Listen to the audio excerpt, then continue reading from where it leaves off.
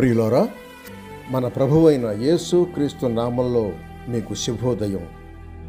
ఆయనను గూర్చి అనుదిన ఆత్మీయ ఆహారం, మార్చ్ 6 గురువారం. నేటి మన ధ్యాన లేఖనం రోమియోలకు రాసిన పత్రిక 3వ అధ్యాయం 22వ వచనం.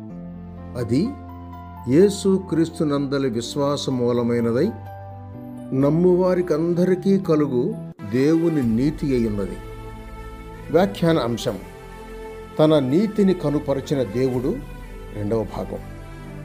వ్యాఖ్యాన అంశం: తన నీతిని కనుపరచిన దేవుడు. 2వ భాగం. వ్యాఖ్యానం: సిలువ లేకుండా దేవుడు పాపాన్ని క్షమించలేడు. యేసు క్రీస్తు సిలువలో మరణించి ఉండకపోతే పాత నిబంధన భక్తులు పరలోకం నుండి వెనక్కు రావాల్సి వచ్చేది. మోషే, ఏలియాలు పరలోకంలో అరువు మీద ఉన్నారు అని ఒక పండితుడు అన్నారు.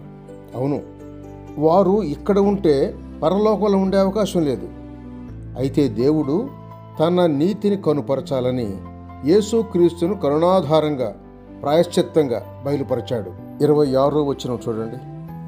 దేవుడు ఏ విషయమైనా 2 సార్లు చెప్పాడంటే అది ప్రాముఖ్యమైనది అని గ్రహించాలి.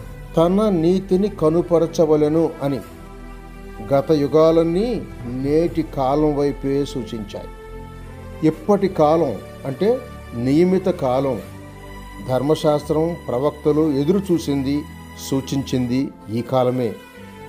చూడండి, 1 పేతురు పత్రిక 1వ అధ్యాయం 10-11 వచనాలు, రోమీయులకు రాసిన పత్రిక 13వ అధ్యాయం 11వ వచనం, 2వ కొరింథీ పత్రిక 6వ అధ్యాయం 2వ వచనం, ఎఫెసీయులకు రాసిన పత్రిక 1వ అధ్యాయం 10వ వచనం, 1 తిమోతి పత్రిక 2వ అధ్యాయం 6వ వచనం, తీతు పత్రిక 1వ అధ్యాయం 3వ వచనం. తగిన కాలంలో క్రీస్తు మన కొరకు మరణించాడు. హెబ్రీ పత్రిక ప్రస్తుత కాలమునకు దిద్దుబాటు కాలములు అని 9వ అధ్యాయం 9-10 వచనాల్లో చెబుతోంది. పేతురు తన పత్రిక 1వ పత్రిక 1వ అధ్యాయం 5వ వచనంలో కడవరి కాలము అని పేర్కొన్నాడు.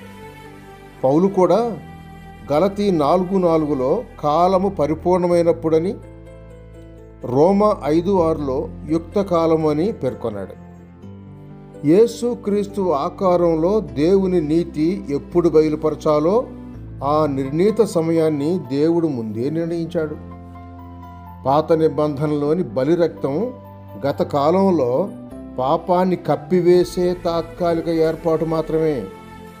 ఆ వ్యవస్థ అంతా ఇప్పటి కాలం వైపు సూచిస్తున్నాయి.